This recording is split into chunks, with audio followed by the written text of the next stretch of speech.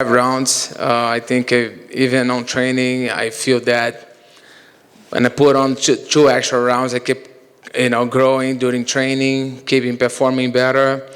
But here I am. I think it's my 11th main event, and just feel blessed for it. And staying busy too at this point in your career, is that probably like maybe more important than anything? Is just being able to fight frequently? Yeah, I had a 16 months layoff, which was very unusual to me, and especially coming off two bad injuries. I just want to stay active, fighting more often, providing for my family, move down to Brazil, move back to Rio, and just got to stay busy and produce more. With Fiziev, I mean, you fought everybody, but he's got a kind of a unique style. I mean, is there anything that's particularly challenging about what he does? Sure, definitely. It's always a challenge. He's a tough guy, tough fighter. We didn't got to see much of his ground game and his wrestling skills, but I'm sure he got some. Guys from East Europe, they're always tough, mentally tough and physically tough, stronger. But yeah, I think I've never been so ready in my whole life since I moved to Brazil. It's been a new air, breathing new air there, and refresh my career a little bit. And I feel in great spirit and great shape too.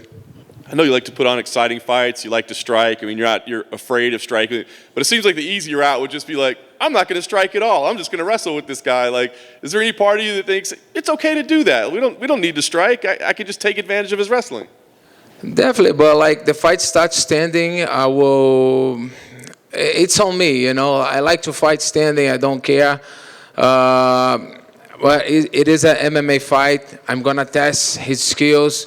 I'm gonna test his will, and it's a 5 round. I know he's gonna come strong in the first and second round, but I know what I have. I know what I have to do to beat him. There's a lot of talk of matchups at the top of the division, especially with the belt, vacant. You're still number 7 in the world right now, right? I mean, do you think a win here, maybe you need to be mentioned in some of those matchups that sometimes your name is left out of right now? Yeah, that's my goal, man. Come here, make a big statement, and throw my name out there on the title contention. All the guys that is ahead of me, they come from a loss, or they have lost to the champion already. Besides Islam, but he has never beat a top 10 guy. But he's supposed to fight Benil, like Dana said, but maybe things gonna change. I don't know. Like I have to think about Fiziev now, put on a great performance, and throw my name out there. I want my name to be on that title contention. Last thing for me, knowing that, is it important to you that you go out there and do something spectacular in this fight? I mean, is just a win enough if it's not exciting, if it's not a highlight reel, or do you feel like you got to do something special so people are talking about you? I think that's all the consequence of the hard work that I've been put on. I've been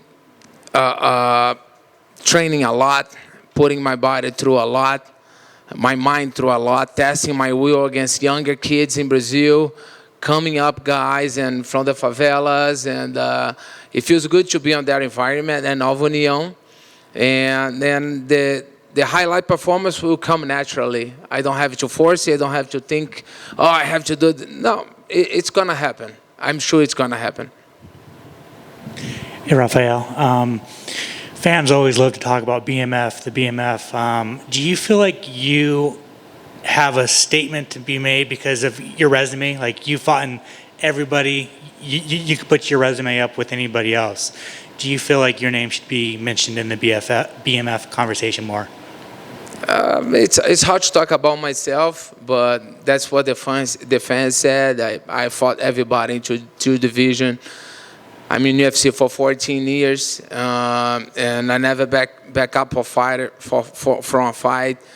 I always sign and agree to fight against the best guys, and I went distance with them.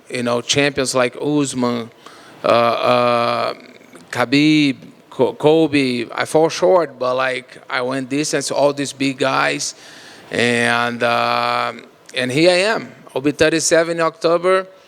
and I feel in great shape. And but it's hard to talk about myself. If the fans think I can be considered a BMF too, I'm okay with that. Your opponent said that he considers you a dream fight. I just want your response to that. That's cool, man. You know, I'm sure I'm almost 10 years older than him. He must grew up watching me fight. But yeah, it's for me, it's a big challenge too. I'm taking physique real seriously. I put on tons of work, as always, smart work, and I feel great for this fight, and I think it'll be a great show for the fans. Thank you. Thank you, Rafael, for taking the time. During that 16-month recovery, the staying sharp mentally, what did you do to stay busy? Businesses, gym, how do you take up 16 months? I actually thought about opening a business, but I'm still fighting. I don't want to split my attention with anything else, you know.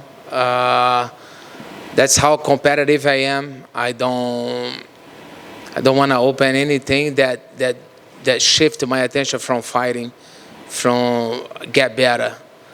And I was just enjoying my family in Rio, you know, doing some road trips, recovery, because during the both surgery I was in Brazil, and doctors in the United States couldn't figure out what I had. I would be retired if it wasn't Brazil.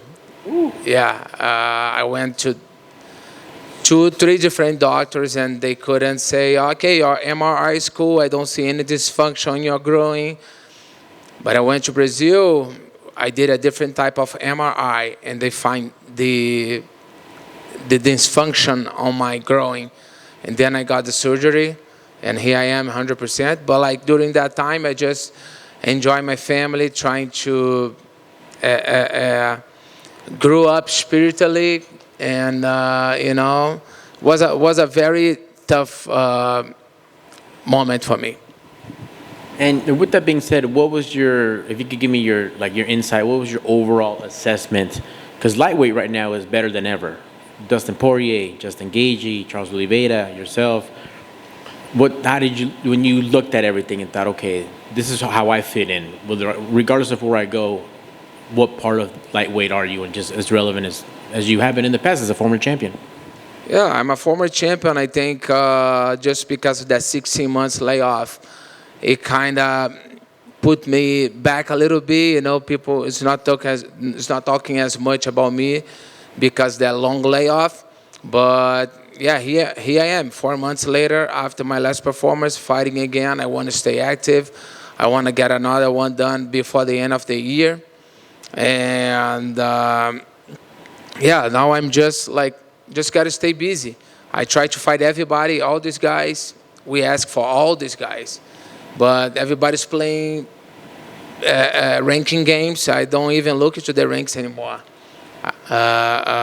Sometimes people ask me what rank am I. I forget. I don't even look too much anymore.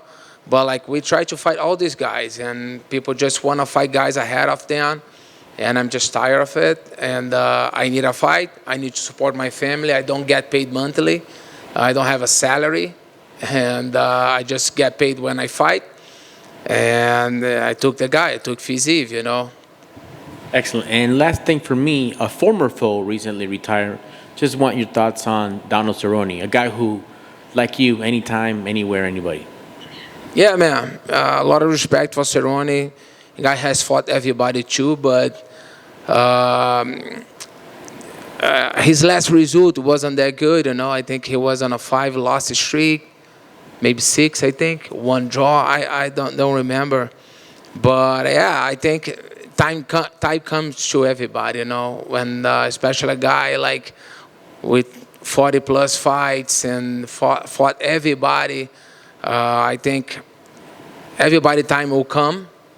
It will come, you know, the career will come to the end. But yeah, big respect to him, former title contender. And we fought for the title. We fought back in 2013 as well. He was a title challenge against me in 2016. He had a great career.